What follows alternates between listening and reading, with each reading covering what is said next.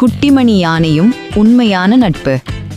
ஒரு பசுமையான காட்டில் குட்டிமணி என்ற பெயருடைய அன்பான ஆனால் வெகுளித்தனமான ஒரு குட்டி யானை வாழ்ந்து வந்தது. அவனுக்கு சின்ன குருவி மற்றும் அதிகம் பேசும் புலி என 2 நண்பர்கள் இருந்தனர்.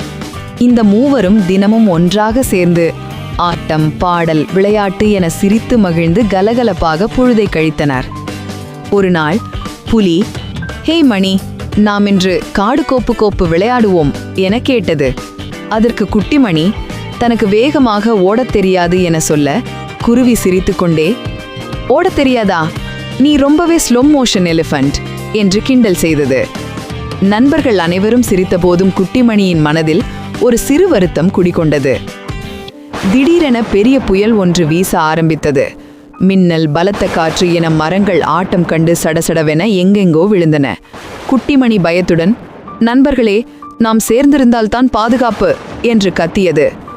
ஆனால் அதற்கு சின்ன குருவி, "சாரி, நான் எடை குறைவு, நான் பறந்து போய்விடுகிறேன்" என்று சொல்லிவிட்டு பறந்து சென்றது. புலியோ, "பயங்கரமான காலநிலை, நான் வறுக்காத சூப்பாகி விடுவேன், பாய்" என்று சொல்லிவிட்டு ஓடிப்போனது. நண்பர்கள் இருவரும் தன்னந்தனியாக விட்டு செல்ல, குட்டிமணி ஒரு மர ஓட்டையில் ஒளிந்து கொண்டு பயத்துடனே இரவை கழித்தான். அடுத்த நாள் காலை புயல் நின்றதும் அந்த 2 நண்பர்களும் திரும்பி வந்தனர்.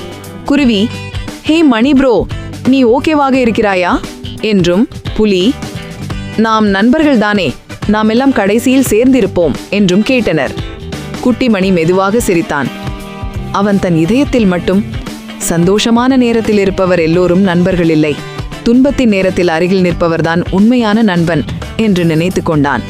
குழந்தைகளே, உங்கள் வாழ்க்கையிலும் நல்ல நேரத்தில் மட்டும் தோழமையாக இருப்பவர்கள் இருந்தால் அது வெறும் விளையாட்டு நட்புதான்.